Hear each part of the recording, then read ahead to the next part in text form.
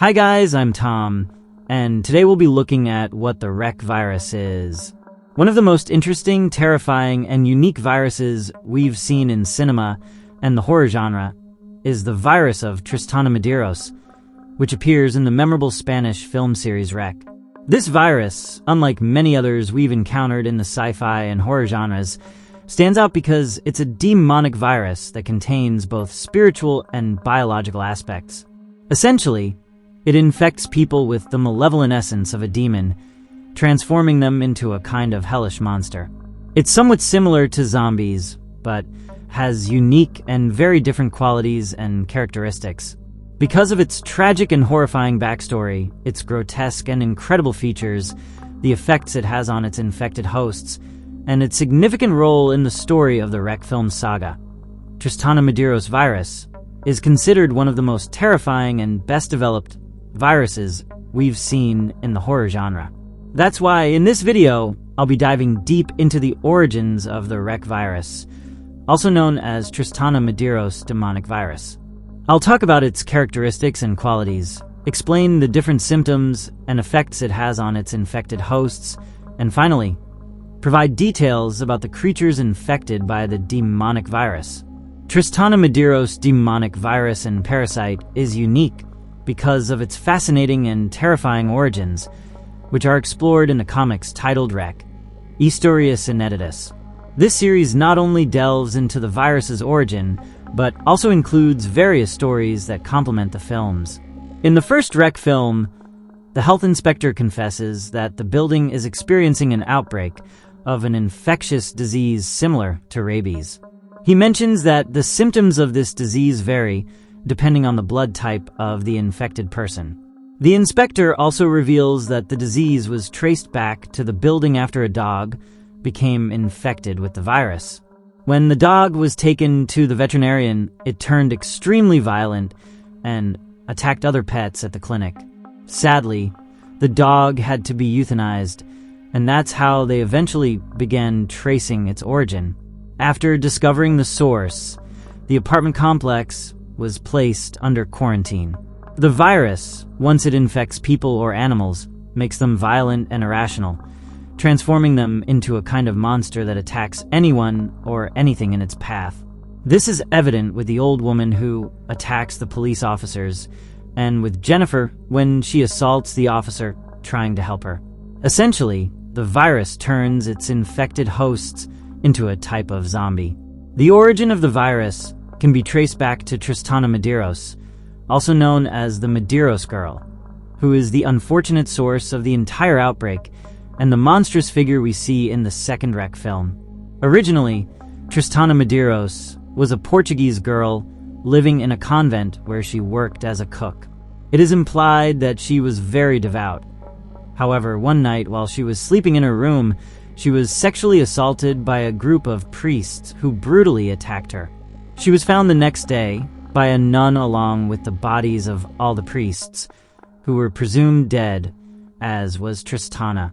After this incident, Tristana woke up during her vigil and violently lashed out at the remains of the priest officiating her funeral. For this reason, the nuns and religious authorities decided to tie her to her bed with ropes. Tristana stared intently at an inverted crucifix and then closed her eyes, showing the first signs of demonic possession. When she reopened her eyes, still bound, the demon inside her killed the nuns by screaming so loudly it shattered the glass windows in her room, causing shards to fall and fatally injure them. Later, Tristana killed a priest by striking him on the head with a crucifix. Horrified by everything she witnessed, the same nun who had managed to calm Tristana with her faith after her assault injected her with a sedative in the neck. From then on, Tristana remained sedated with constant tranquilizers and tied to a crucifix until Vatican authorities arrived. Eventually, a priest named Father Albelda was sent to handle the case.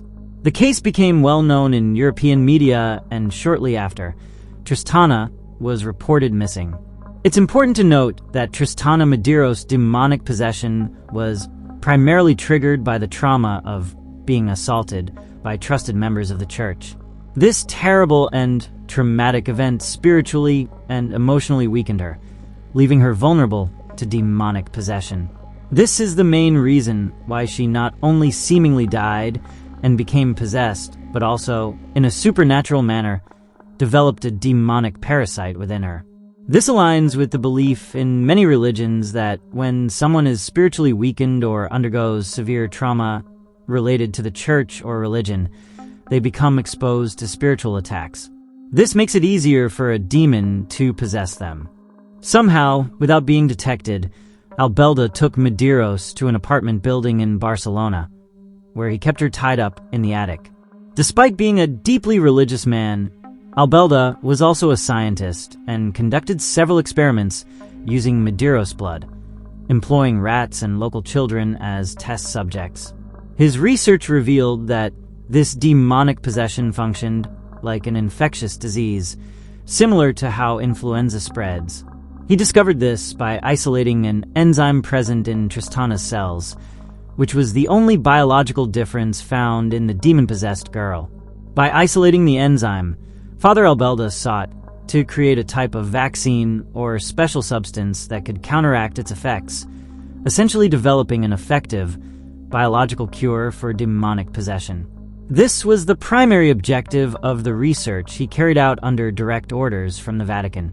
Unfortunately, the demonic enzyme was extremely fragile, deteriorating quickly when exposed to oxygen. Despite this, Father Albelda decided to continue experimenting with the enzyme, using his knowledge as a scientist and biologist.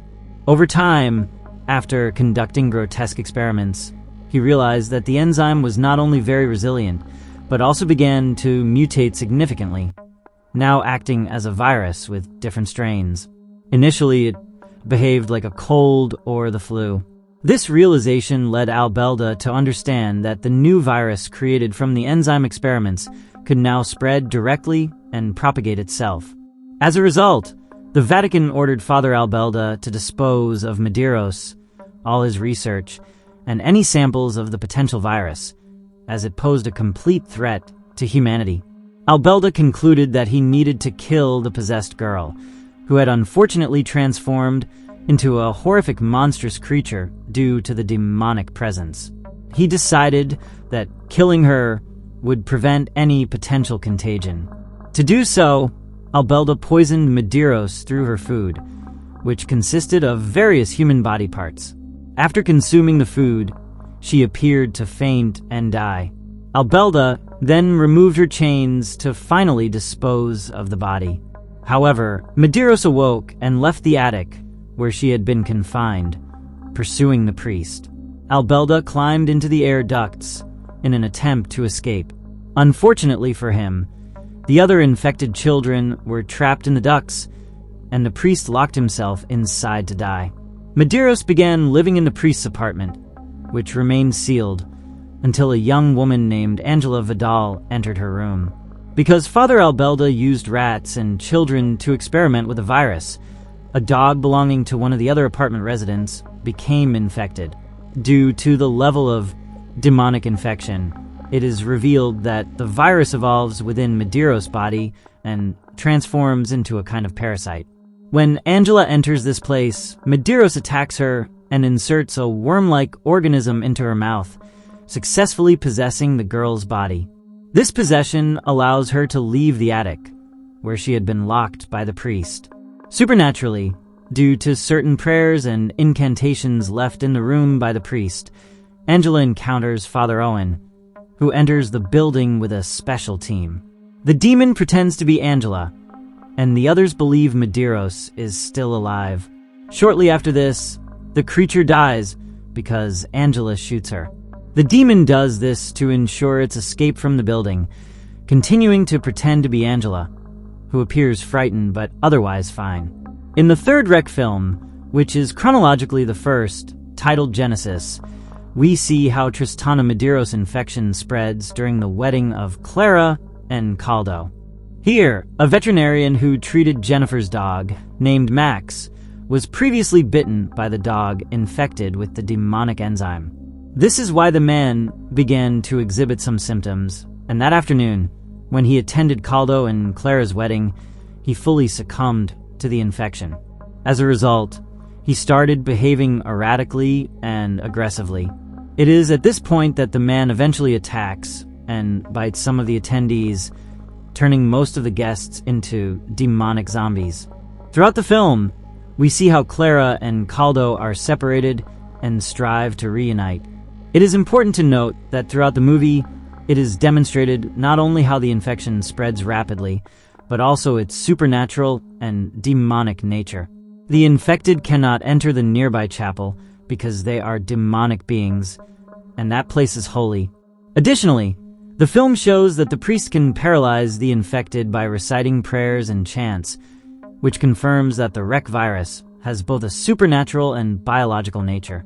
These sequences are very interesting and enjoyable for Rec fans, as they further explore the origins of the virus. They are repeated multiple times throughout the plot, showing how prayers, crosses, and certain religious materials can paralyze and weaken the infected. In the fourth film, we see Dr. Recruit, one of the original doctors who treated Tristana Medeiros alongside Father Albelda. After the movie's introduction, it is revealed that he took Angela, the special team, and all the potential infected individuals to a ship. There, he works with other scientists at sea, constantly searching for a cure for the virus. Throughout the film, the doctors conduct experiments with monkeys and continuously analyze Angela Vidal's blood to determine if she is infected. Despite everything, the tests always come back negative, so she is left relatively free to move around the ship. However, the doctors, after reviewing recordings that reveal the existence of the parasite, suspect it is hiding in Angela's body to avoid detection. Despite their suspicions, it is revealed that the parasite had already jumped from Angela's body into that of one of the military personnel.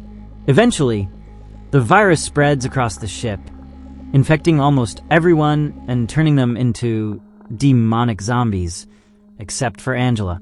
A man named Nick manages to escape the infected ship before it explodes. Despite everything, the end of the movie reveals that the demonic worm survived, entering the body of a fish, implying that this evil entity is not entirely destroyed and may return. It is revealed that this parasite is actually a demonic entity in physical form, which takes the shape of a worm. This being was apparently created after the possession of Tristana Medeiros. The parasite remained within her body as the possession progressed, while Father Albelda continued conducting his experiments. The parasite is capable of controlling humans by entering their bodies. It can also communicate with the infected and mimic human voices to deceive people and lure them in, turning them into its prey. It has been suggested that this parasite could be the key to finding a definitive cure for this demonic virus. Some fans have even theorized that the parasite represents demons in physical form within the universe of the Rec films. In the comic, which serves as a sort of prequel to the film series, it is suggested that Medeiros, while in the attic, was able to remember her past life as a pure and beautiful child. The comic indicates that in her demonized form, she now lives in sadness, as she has been possessed by something evil. The virus of Tristana Medeiros functions as a biological infection, although its origins are supernatural, which is similar to the vampire virus in Guillermo del Toro's The Strain. This is why it can be transmitted through bites, scratches, and bodily fluids from the infected, such as saliva. It is important to note that the infection process depends on the type of blood of the infected person and the viral load they carry. This is why some people bitten on the neck or head transform quickly, like the different police officers who become monsters almost immediately, while others take days or even weeks, like in the case of the girl Jennifer. It is mentioned that Jennifer had tonsillitis, which could have slowed the process. Despite this, it is known that she was infected with the virus, which reached her indirectly through her dog Max. It has also been theorized that due to the innocence of children and the virus's supernatural and demonic essence, children may take longer to succumb to the infection.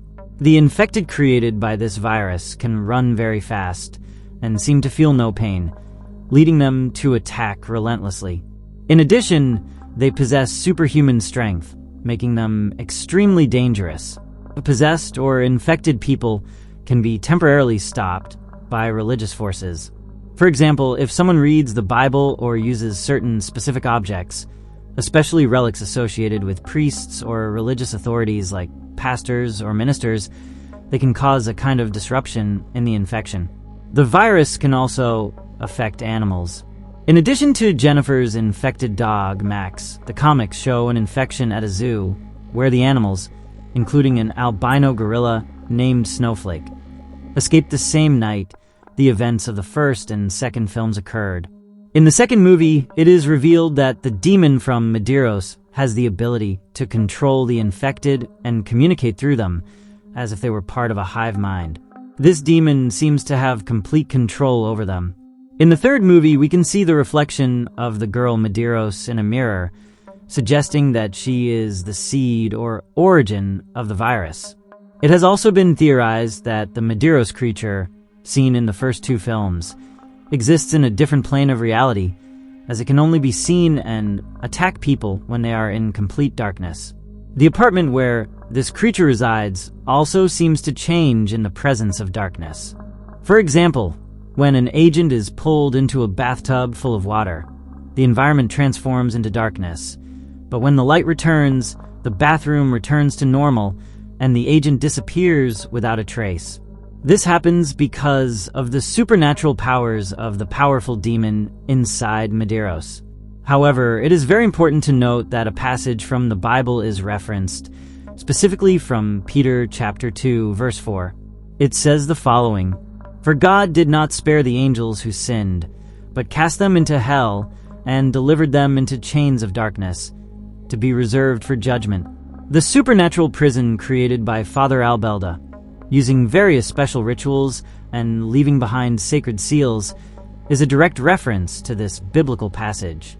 This is why Medeiros cannot be seen with the light on and seems not to be truly there, even though she represents a constant and terrifying threat that can only be directly observed by turning off the light.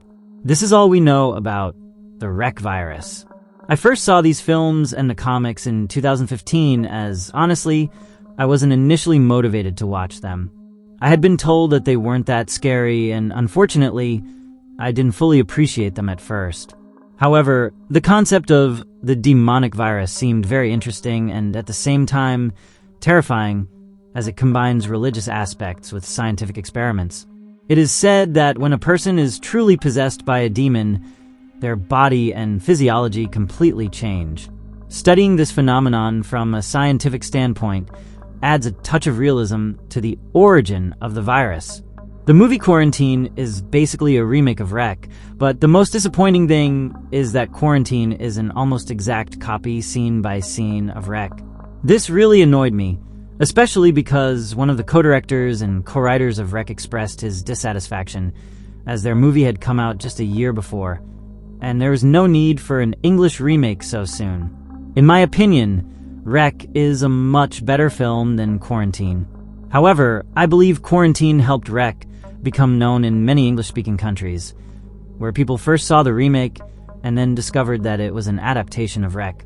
Although Quarantine took a different direction from Rec by omitting religious and demonic themes, the concept of the virus differs in several ways. These Spanish films are very good and highly recommended for horror fans. After watching them, I found them shocking. I especially recommend the first two installments, as, in my opinion, they are the best. However, if you are underage or not used to the genre, I would not recommend watching them, as they are quite intense. But let me know your opinion in the comments. Did you already know about the Rec virus? Were you familiar with its story and origins? Finally, what do you think about the concept of a demonic virus? Did you like it? Did you find it innovative, or did you think it was too fantastical? Comment your answers to these questions below. That's all for now about the demonic virus of Tristana Medeiros in Rec. As always, thank you so much for watching this video. I really appreciate it.